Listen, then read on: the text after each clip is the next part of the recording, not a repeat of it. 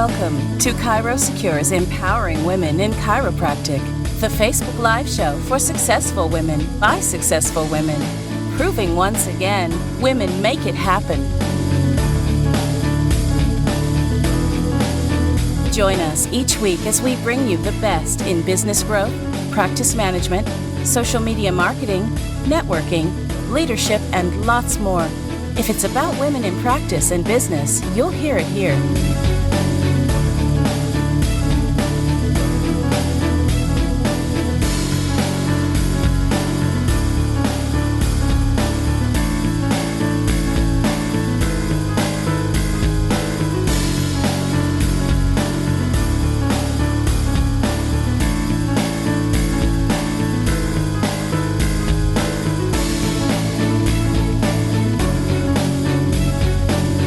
Now, join today's host, Dr. Nathalie Beauchamp, as she talks impact, exposure, and systems. And now, here's Dr. Nathalie.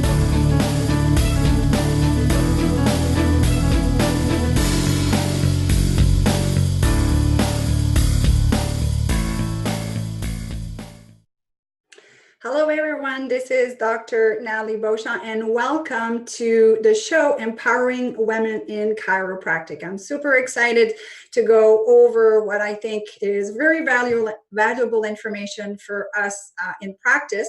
A big thank you to ChiroSecure for putting these shows on because I know my co-host for this program are putting amazing content every week. So first of all, the topic for today's show will be key strategy to help grow your practice and decrease your daily stress. And as I was preparing for the show, I'm like, okay, I've got way too much information. So we will be doing a part 1 and a part 2, just because we want to keep this information short and sweet with action steps that you can take to hopefully integrate in your practice. So I don't know about you guys, but many of us feel like this some days. And I even have the discussion with my team at the clinic that sometime I'll make a comment and I'm putting my doctor's hat on. And sometime I'll make a comment and I'm putting my business owner hat on. And it is hard for us because as chiropractors, we're heart centers, we're healer,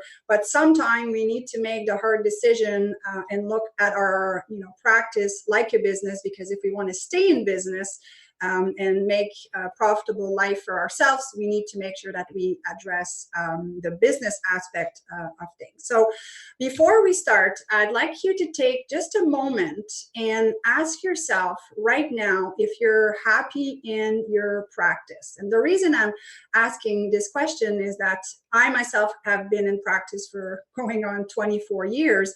And sometimes in the practice, I'm really on and focused on the business aspect and growth. And sometimes, just last year, I wrote a book called Hack Your Health Habits. And, of course, I was still in practice, but my mind was not as focused on the practice. And I think it's actually normal for us to go through cycles where, we need to focus a little bit more on certain aspects. So my question is, are there things right now in your practice that need to be addressed? And sometimes it's no fault of your own. It could be a staff who's just left, your office manager, and so forth. Are there things that that you should be working on? I do have an accountability group, and we kind of joke about this, that sometimes we feel like we should fly to each other's practice and, be a fly on the wall for a day or two, and they make practice recommendation, and we would probably destroy each other. And the joke is that we can probably do this ourselves, because we know that there are a lot of things that we do or don't do that we should be doing. And the point with this is sometimes we're just bored out of habits. It could be because we get tired of, potentially training some staff, and, you just kind of have to let go and reprioritize with what is going on. But at the end of the day, I think we can all sit back and look at our practice, and we have to do this, because when we kind of lose control of that, this is when we become less happy. So be honest to yourself. What is the one thing that you should be doing that you're not doing, but then more importantly is why aren't you doing it? There's got to be a reason, otherwise you would be doing. And I like to draw the analogy here with our patients. Here we are asking them to have healthier lifestyle and sleep well and exercise, and they know it. It's not like they don't know it, but they're not doing it. So why aren't they doing it? And same thing with you. Why aren't you doing in your practice what you know that you should be doing? Anyway, so let's get started with, I put 6 different areas that I think we need to address when it comes to figuring out what problems we have in the practice. I'm going to cover them fairly quickly because I want to focus on the last 3. So the first problem, and we see as chiropractor how to get more new patient and new patient and new patient. And of course we need new patients, but it's not the only problem that chiropractors will have. So first, problem is the attraction problem. Then there's a conversion problem. It's one thing to have new patient, but if you're not converting them into care, you have what I call a leaky bucket, a bucket with holes in it. The third problem could be a retention problem. So you are converting people, but somehow, and especially if you have a wellness practice, you're not shifting them into wellness care, because it could be education, it could be a multitude of things, but retention is a big thing. And the last 3, I will focus a little bit more and give you those key strategies that I myself have implemented in my practice throughout the years, because in 24 years, wow, did I ever try a lot of different things. And sometimes, I keep joking that I have to reinvent myself so often because I get bored and my brain never shuts down on how can I find better way to connect with people.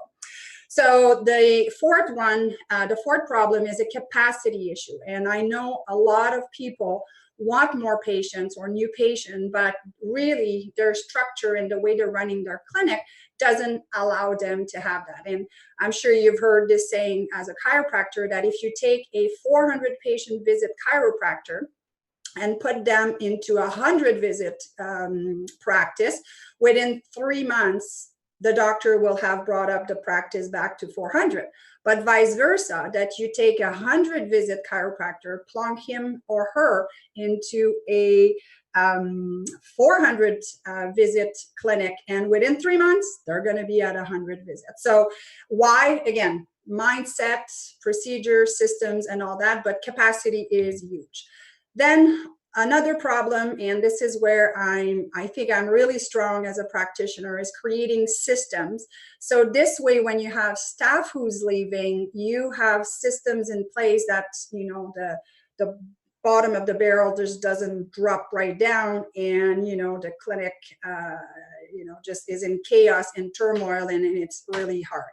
So system problems are very common as well. And the last one, and that's not just for chiropractor, I think it's for every business. It's even for us in relationship, a communication problem. Are we communicating correctly or in line to what we want patients to understand and do when they are in our office?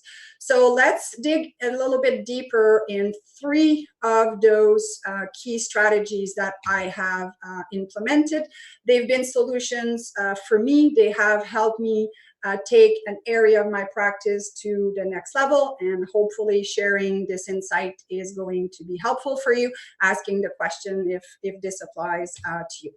So the first one that I did is, and it was a capacity issue, is that I was doing way back, because it's been a while since I integrated that.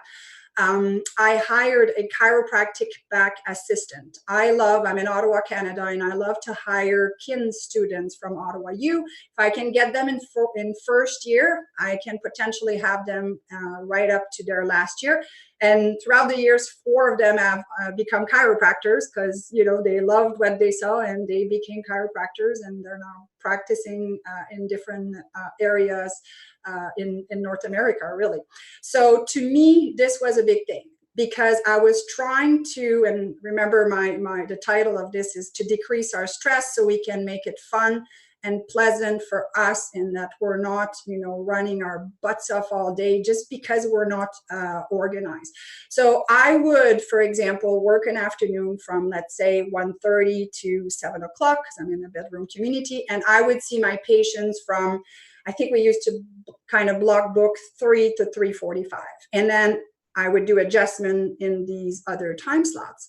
And what would happen is I would run behind in my adjustments, and then I would run behind getting in with the new patients and doing my health evaluation and, the core score and the scans and all of this. And then because I was running there, then I would run late again, starting my adjustment. And some people would even be a bit earlier. And it's just, wow, it was chaotic. Now, if people listening to this are new grads, obviously, you've got to be at a certain point before you hire a back person. But for me, it was critical in giving me that time and flexibility. And if I remember correctly, it was about at around 125 visits per week that I could bring somebody else at peak time. And then when they were not busy, then they could do admin task. And like I said, I love hiring students. So if you have a college or a university close to you, they're eager to learn. You can really mentor them into how you act with people and how to communicate. So I get a lot of a joy out of that as well. So for me, it was a big thing.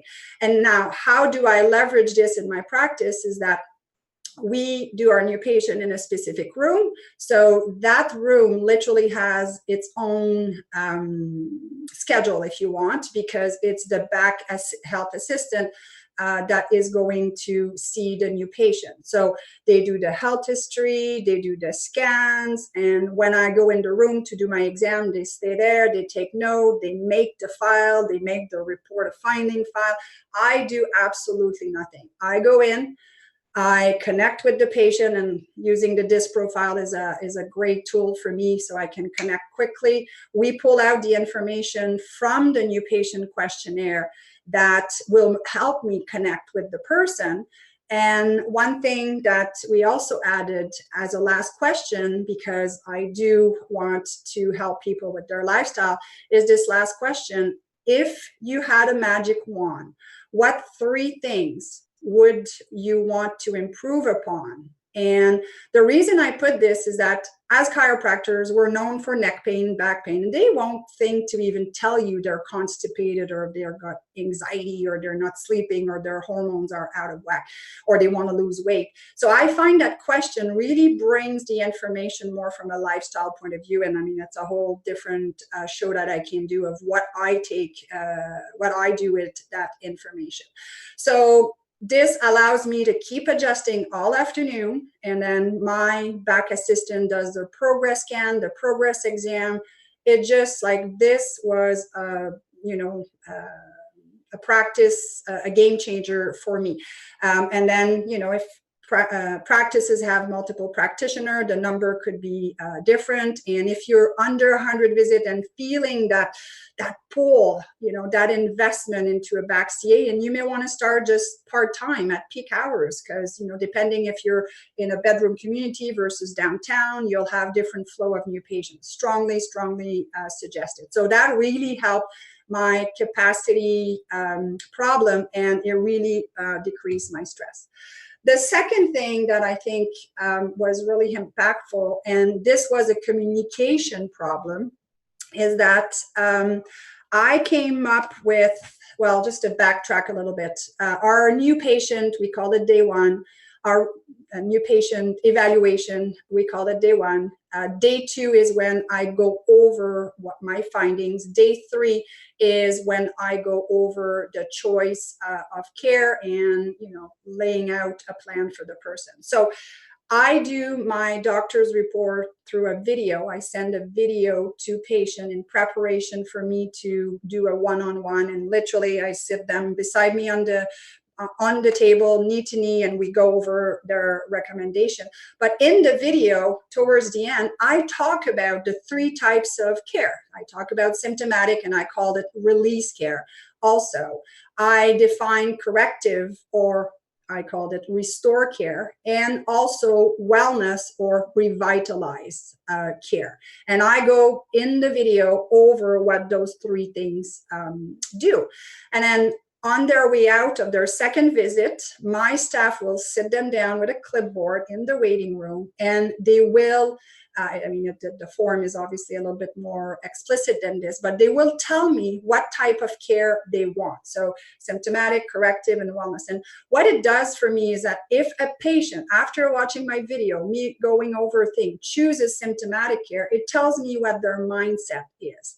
If they choose corrective, is because they really probably understood that the lack of cervical curve in their neck was really affecting them, and they understood that, their constipation and their headaches and so forth needed more than just getting out of pain symptomatically. And then the wellness is obviously all the wonderful things, call them the positive side effect of chiropractic. So if I have someone that checks the three, well, I know they're just open to anything, meaning that they trust me as a doctor to make the best recommendation to what they need.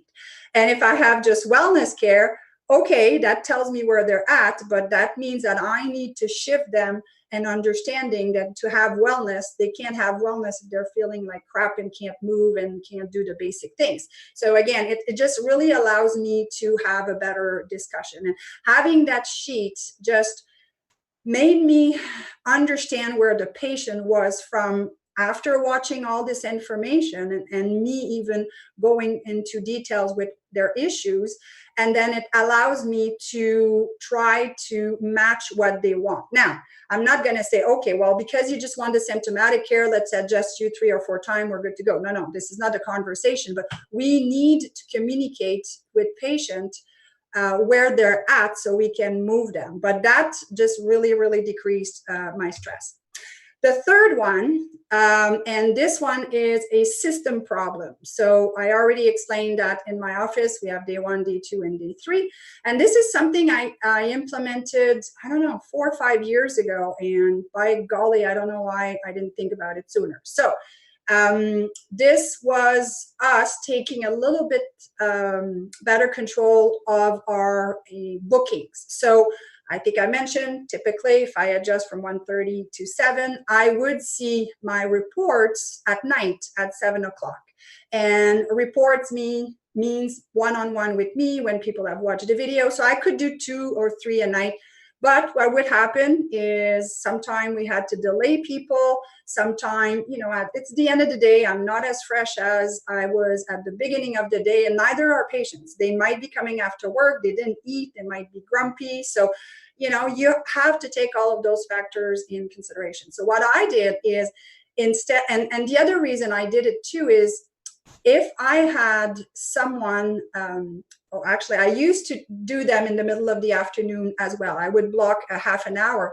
But again, I was running into the same issue that I might run late with my adjustment, run late into my reports. And if someone was really sore and questioning everything that I was doing and was skeptical, I would spend just so much more time.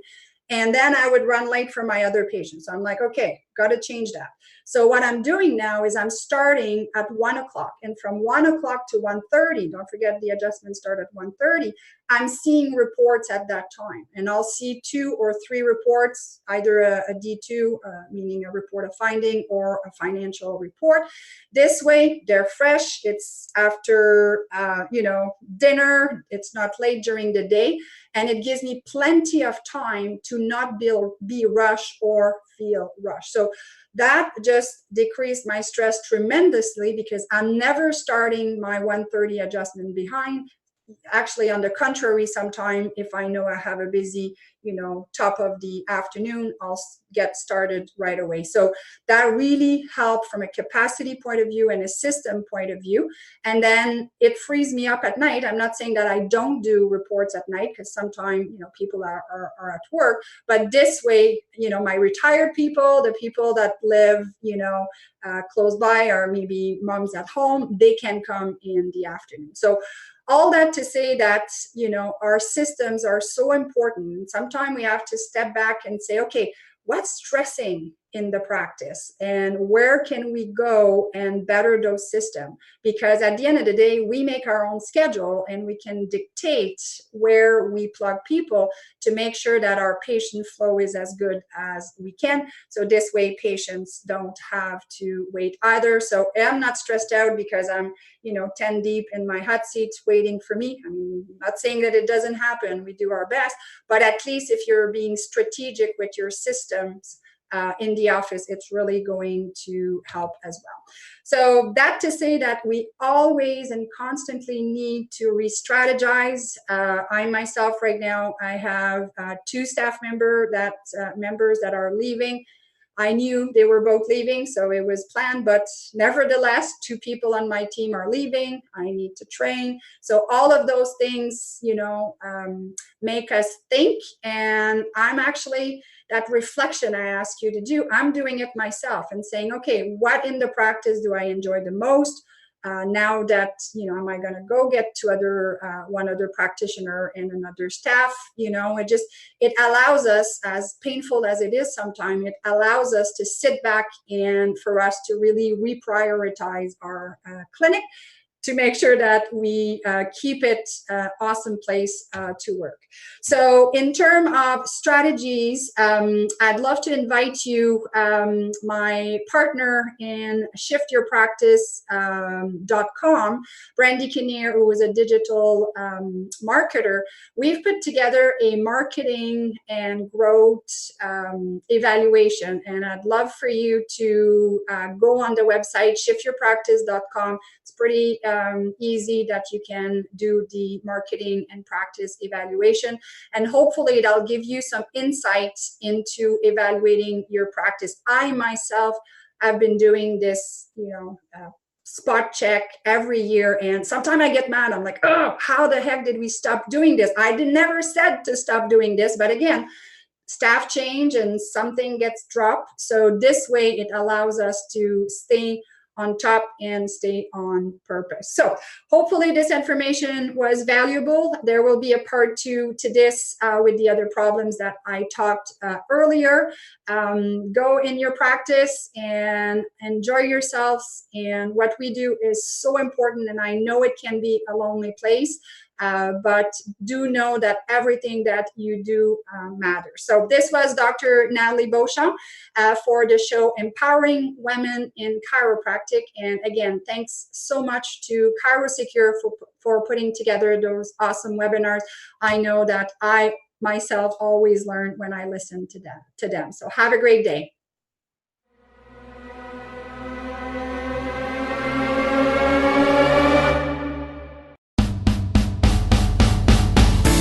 Join us each week as we bring you the best in business growth, practice management, social media marketing, networking, leadership, and lots more. If it's about women in practice and business, you'll hear it here.